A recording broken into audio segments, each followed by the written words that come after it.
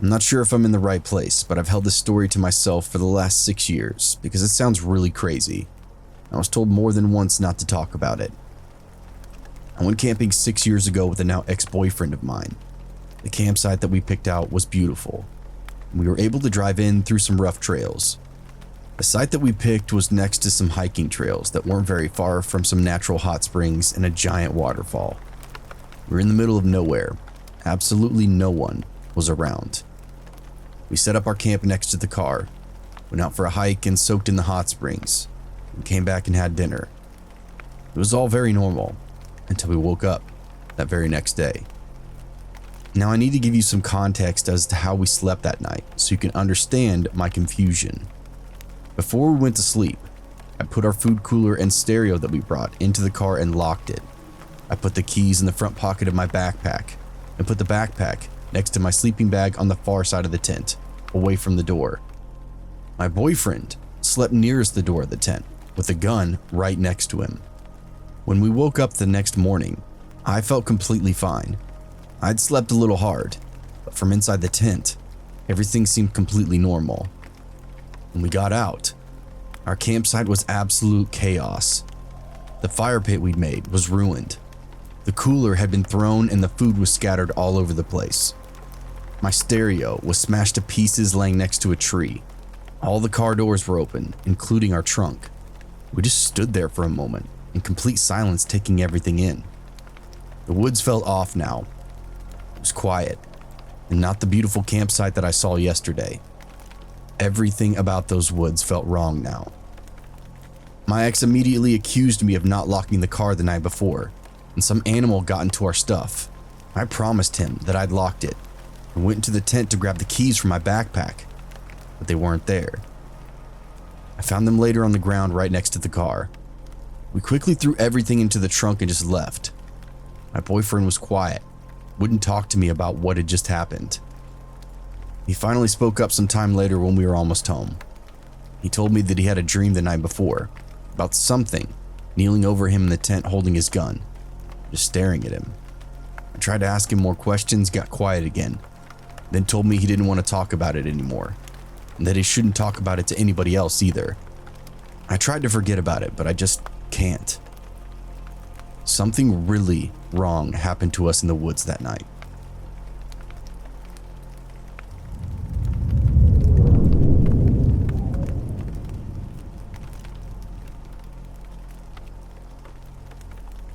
I work as a child professional. One of the kids that I look after had recently gotten into hiking. I decided to take him to a really cool trail in Salt Fork State Park. We were all set to hike Jose's cave after parking right near the beginning of the trailhead. The entrance trail is about half of a mile, which is why I chose this trail for our hike that day. I choose this trail because any time that I'd been on it before, it was very busy and full of people, and a very popular spot, which made me feel very secure at the time. However, this past summer, we had a cluster of severe summer storms which caused massive damage to that trail. So to my surprise, it was much more difficult and completely empty. I wasn't bothered by the trail being obviously empty because there was a small construction crew working on a bridge that had just barely been visible from the trailhead. He was still up for that hike, despite the entire width of the trail being washed out till there's no more than a foot wide, maybe with a 6 to 12 foot deep drop off into the creek bed. He's very athletic, and I was confident in his abilities if he was, so he was excited to tackle our new adventure. We made it all the way down to a platform that allows you to see this entire cave. There were many downed trees surrounding that platform. It was actually closed at this point, but we made it this far, so we decided to continue down to that platform and proceed a few hundred feet into the cave. We spent most of the time in this area due to the difficulties, so we knew exactly what it looked like. There were tree roots directly under the platform, and you could climb down either side of them. It's also worth noting that Jose's cave is much more like a cliff, with an overhanging rock formation and a trickle of waterfall directly in the middle. It's not a creepy closed-up cave. It's very open and very beautiful. As we got into the cave, I noticed that there was a candle, but was not burning, but had recently been at some point. It was sitting on a large rock that had a heart caved into it. I chalked it up to someone having a date or something and just disregarded it. He wanted to climb up to the top, where I noticed 2 more candles and 3 stacks of small rocks that had been stacked up by someone. I don't know why, but I definitely felt weird at this point. He later found a small puddle full of baby salamanders and wanted to catch them.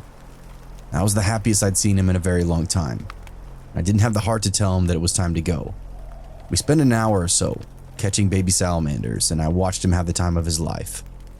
I decided not long after that it was time to leave. When we got back to that platform, dead center in the middle of the tree roots was this wet washcloth hanging. It was absolutely not there before. He even noticed and pointed it out as well, but did not pick up on the severity of the situation that we were now in. In the moment, I factually knew 2 things. 1, someone was watching us. We did not see them, but they saw us. And 2, they were now potentially hiding in the woods and made a point to not be seen, but to leave an object there to be noticed by us. There was no running back to that narrow trail, and I was not about to tell him that we were in potential danger. I told him to go in front of me, and I just kept encouraging him. He was doing great, over and over, and that seemed to speed him up naturally. I never saw anyone while we were on the trail though. We finally got back to the car, and I locked the doors immediately. On our way out of the park, a very dirty man, I'd say in his 30s, came out of the woods and made a point to just stare at me. The most empty of expressions that I've ever seen. He followed me with his eyes and his head as I drove by him. He continued to stare at me until I couldn't see him in the rearview mirror anymore. He'd made it a point to make himself apparent to me, and now I knew that facts 1 and 2 were true. His face and that stare stuck with me for days. I considered counseling after this, as it bothered me for several weeks, causing me to have severe anxiety. I tried to tell myself that maybe we just interrupted his bath time and he was camping, and he didn't want to startle us. After all, the crazy looking man had ample time to do anything he wanted while we were catching salamanders. I just cannot in any way rationalize why he stared into my eyes the way he did.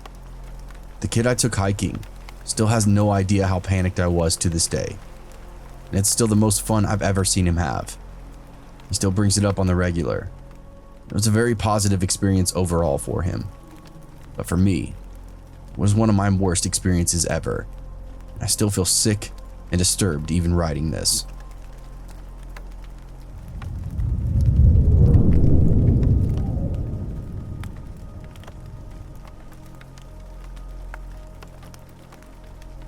My story takes place in North Italy back in 2014. It was early September, and a friend of mine proposed to me to make a short hike in the woods near his town. I obviously agreed. I love hiking in nature. We prepared our backpacks, grabbed some food, and drove out to the place. My friend knew the area very well, so we didn't take a map with us, nor did we have flashlights. We didn't plan on staying that late. As we got deeper and deeper into those woods, we would pass by a few beautiful spots. A small river, a pair of caves that we actually explored. We had lunch, then proceeded to follow a trail deeper into the woods. After about half an hour, we arrived to a pretty large clearance, and here comes the scary part. Inside that clearance were a bunch of people, I'd say maybe 4 to 5, normally dressed. They were just simply talking and laughing. It wasn't some kind of satanic cult, or they weren't doing any dreadful chants or praying in a circle. Super ordinary people, like me and my friend, talking with one another. They saw us too, since the clearance had no trees or rocks to cover the view, so we couldn't avoid that. We approached them and said, "Hey there, what's up?" No one answered back. They just continued to stare at us without saying a single word. This obviously launched a huge red flag to both of us. We stopped and I looked to my mate. He looked back at me with a concerned look too. So we said again, "Hey." No one answered. I started to feel really uneasy, so we decided to just turn back and return to our car. But not long after we turned around and started heading back towards our vehicle, we realized they were following us. I turned around and asked them, "Hey, did we do something wrong?" Again, no answer, but continued to follow us. We proceeded to walk faster and faster, trying to get off the trail as fast as we could. They followed the entire time, I'd say staying about 15 meters away. both started to panic, and we looked to each other and agreed to just run. As soon as we did, they started to run too. Now we were freaking out. We did our best to put more distance between them and us. We were still 40 minutes away from our car. We were in a very isolated area, deep within those woods. I felt completely helpless. When we were about halfway back, I started to notice that they weren't behind us anymore. And I thought maybe, and luckily, we managed to lose them. As soon as I noticed this, we hid behind a thick bush and just tried to listen. Silence. No footsteps. No voices. We sat there for a few more moments and caught our breath, and then managed to finally get back to the car, trying to be as silent as possible all the way back. We jumped inside the car and raced the f*** out of there. The story doesn't end here. As we left those woods on the main road, we saw coming from a secondary road another car behind us. It was them. They were following us again. Now, in those moments, we had no confirmation that it was them, but they were basically tailgating us, riding our ass the entire time. That area is very rarely visited. There were absolutely zero cars except for my friends and another one. And that car had no license plates. We drove back to my friend's town, avoiding to go back to his house, taking every country road we could think of, and every turn we made, they did as well. As we reached the town, we made a U-turn and returned back to the woods direction. We were fucking terrified. We informed the local police about what had happened and asked them to check that area out. But to our knowledge, no evidence came of it, because we never heard back from them. We never saw them again, but in the following days, we were super paranoid. Didn't even want to leave our houses. This is why I took a break from hiking for about 4 years. I still have no idea who those people were, and what they wanted, and why they followed us. This experience has given me PTSD. It was horrifying. I hope we never see them again.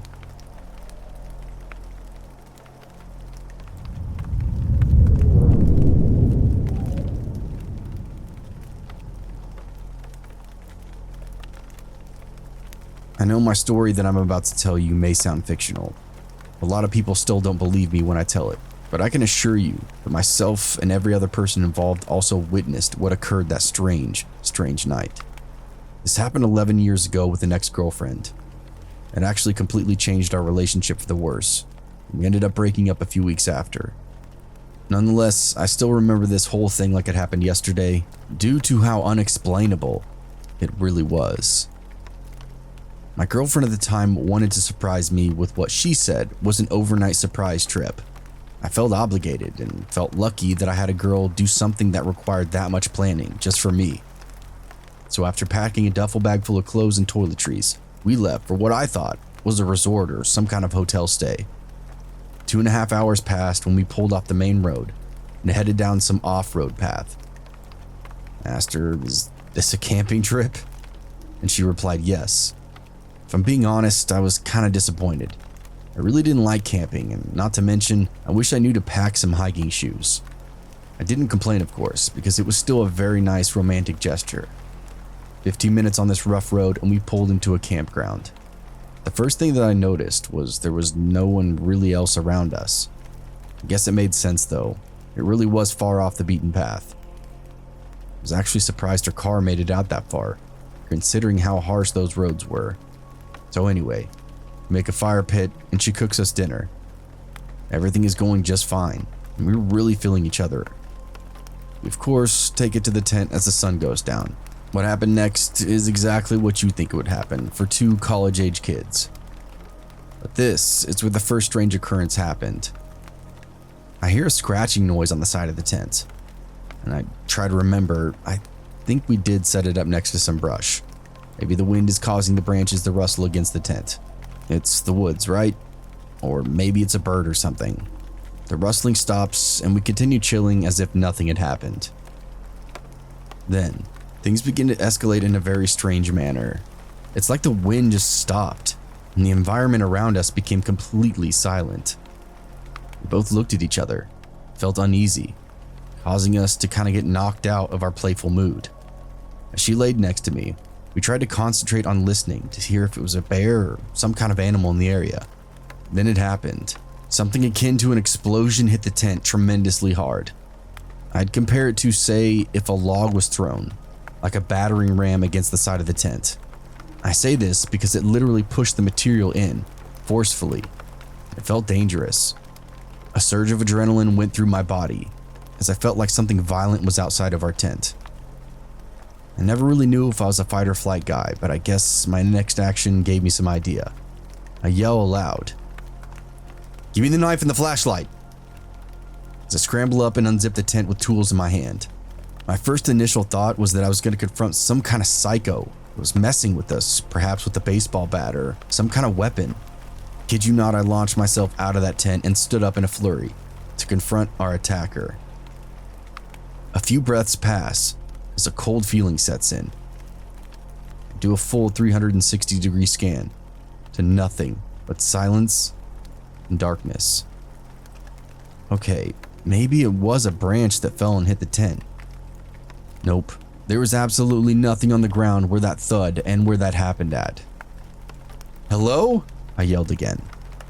To no response. Only a moment later in the silence, a chill shot up my spine.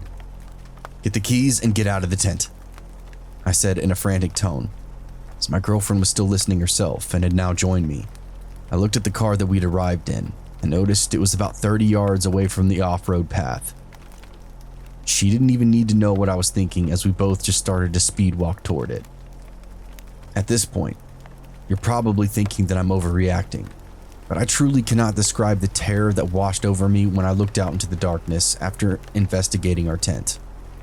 I could feel like something was watching me, and to top it off, it was just completely silent. Eerily silent.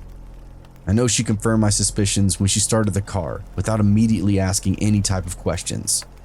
Both of our instincts were telling us to get the hell out of there. The walk to the car was completely unnerving, and it felt like a football field away.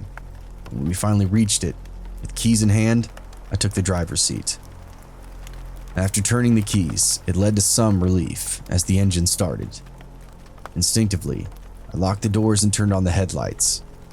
We sat there for maybe 3 seconds, just trying to rationalize everything that was happening, when my girlfriend exclaimed, My laptop is moving.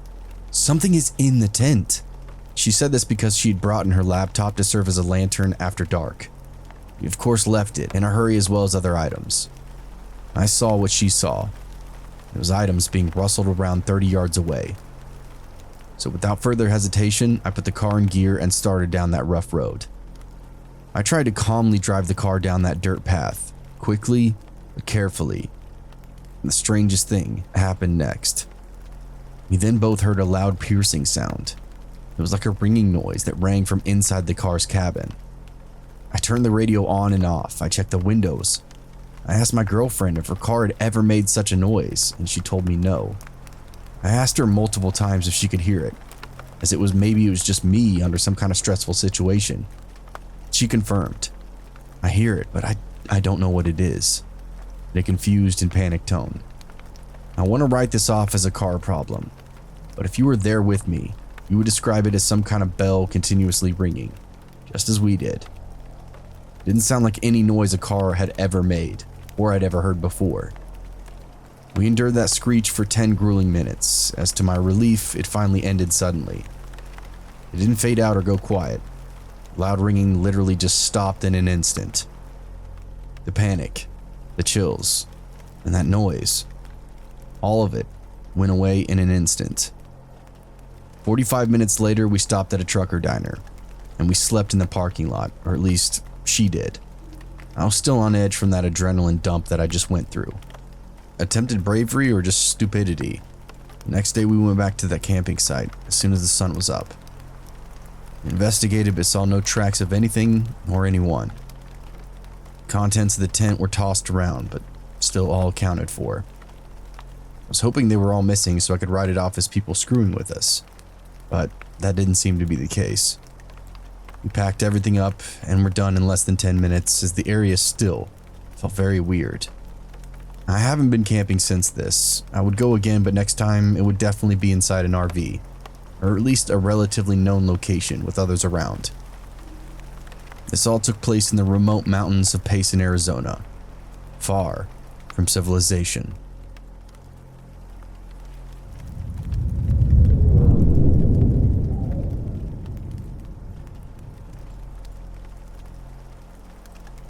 While backpacking the Appalachian Trail in northern Pennsylvania, a friend and I just finished hiking up a very large hill and were ready for some lunch.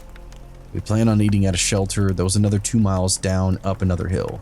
After some discussion, we decided to eat at the shelter as there would be water there. When we arrived, we come across who we initially think is another hiker, but this guy is just carrying an old school backpack, digging for crumbs out of the bottom of a Fritos bag. He seemed a little out of place. We asked him, "You backpacking or just day hiking?" He never made eye contact with us and just muttered out, "Backpacking." Then we asked if he was section hiking or through hiking, as in, was he doing the whole trail or what? He looks at us and gives us this weird look and just says, I'm just hiking through."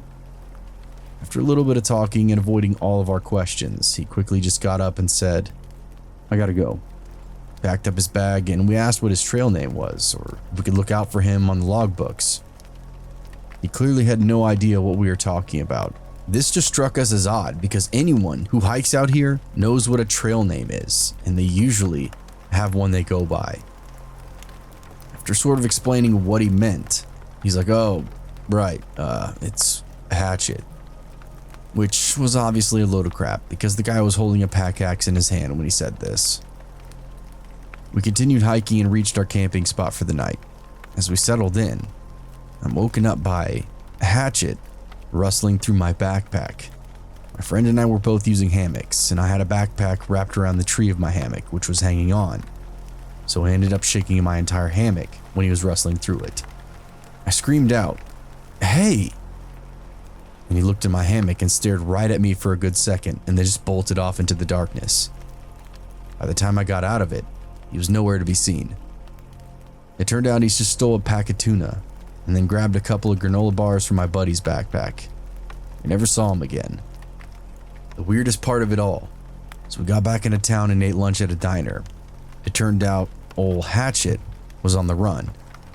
There's a wanted poster hanging up by the door. Apparently 2 weeks prior, he'd mugged a couple of people and leaving one guy really bloody. The whole experience and this whole thing was really freaky. We gave our statement to the police, but never heard of anything, whether he got caught or not.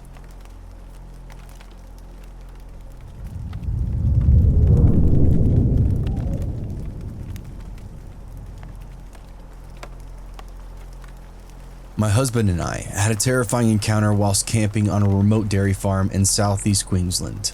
It was 24 years ago. We'd been given permission to camp anywhere we wanted on that property, so we found a nice looking spot right down on the back of the property.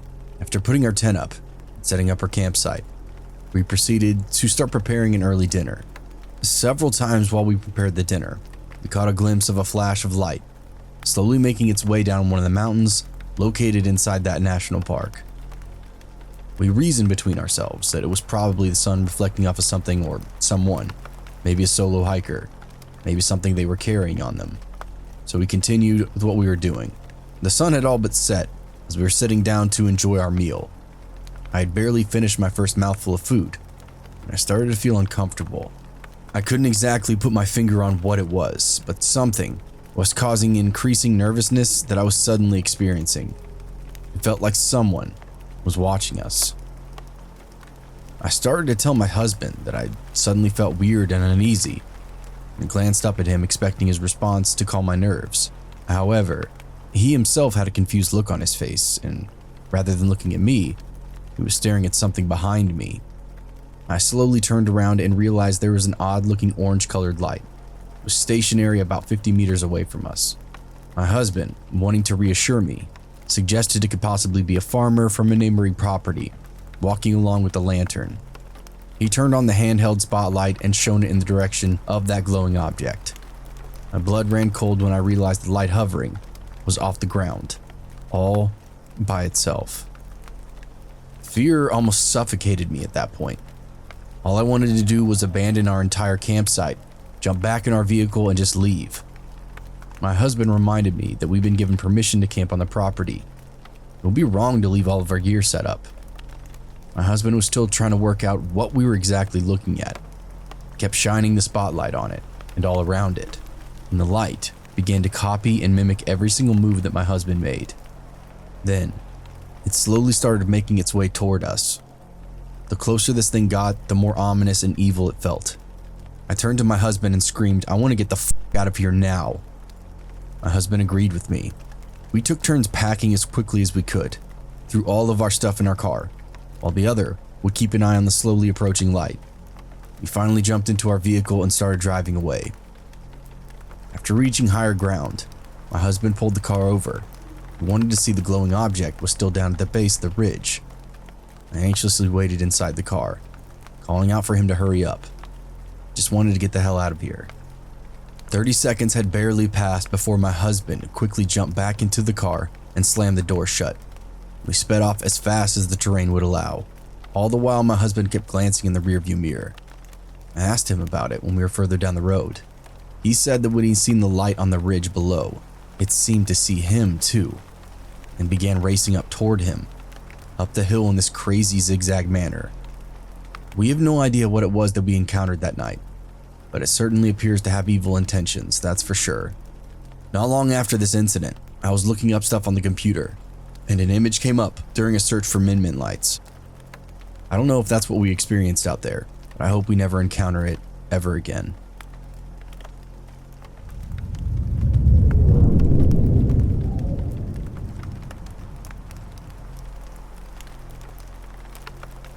My story takes place about 15 years ago. My buddies and I went fish camping at a pretty remote lake off a 4x4 trail. It was about 2 hours from home. There were 4 of us in total.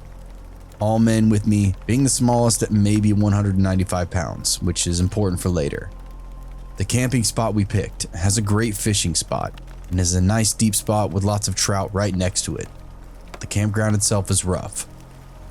It's on the side of a steep hill, with barely enough room for tents and maybe a small fire ring. It's only accessible by a rough, steep winding 100-yard trail from where you park your 4x4 above the campsite. We had a great day, just drinking beers and catching our limits on nice-sized trout. After it got dark, we made a small fire and just bullshitted the night away. It was a great time. Suddenly, there was someone shining a blinding light in our eyes from about 10 to 20 yards away. We didn't hear this person approach us at all until they were there. This person announced themselves as a sheriff, and one of my friends asked, "Are you our county's name, Sheriff?" The stranger didn't respond to that question, but instead, he shined a light at each of our faces and then said, "Have a good night," then walked off. We all sat there dumbfounded, asking one another what the hell that was about. After a minute or two, my curiosity eventually got the better of me, and I lit this person up with my stupidly powerful flashlight. He was maybe 50 or 60 yards away at this point, right before a crest at the bend of a trail, and right before he got out of sight. And we all saw it. It was just some random dude in a flannel shirt and jeans. And I said aloud, "That is not a f***ing sheriff." He must have heard me, as he immediately started to move quickly for a second and then was just completely out of sight. A moment or two later, we heard an engine start, and that was that. It was strange that we didn't hear a vehicle earlier than that, but I just attribute it to the fact that we were being drunk and loud. Now, what makes this story kind of scary is what if it wasn't 4 big dudes that he approached? What if it was a single person, or maybe just a couple? What would he intend to do? Should we have chased after this person? Debatable. And should we have reported this to the actual sheriff's department? Absolutely. But sadly, we never did.